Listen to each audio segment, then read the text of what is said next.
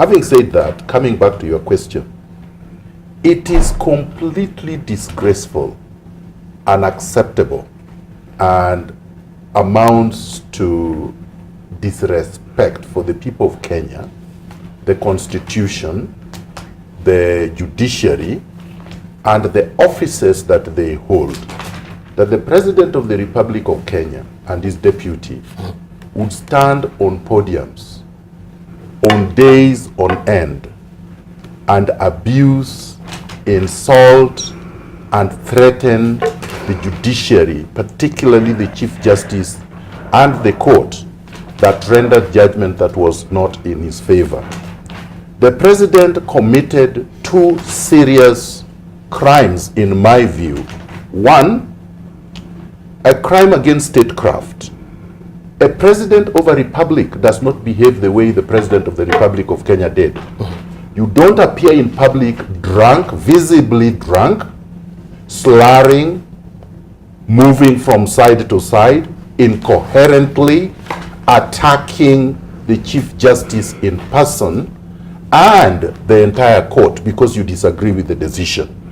It was lacking in dignity, it was lacking in thought, it was lacking in judgment, and he actually disqualified himself to be fit for the office of the President of Kenya, including his deputy.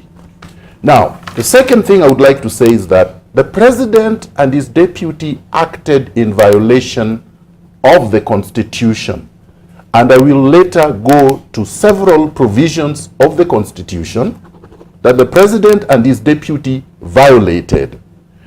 The supreme law of the land is the Constitution, not the President of the Republic of Kenya.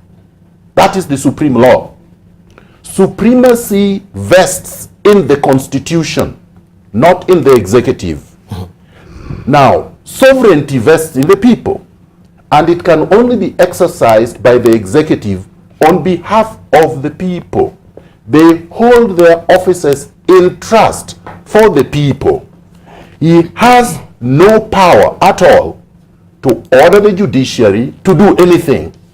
And if he fails when he is in court, and like he did in this case, in this petition, he should not take it on the judiciary.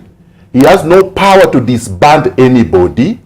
He has no power to fix anybody, because he has no power to adjudge anything except to exercise power vested in him pursuant to the Constitution.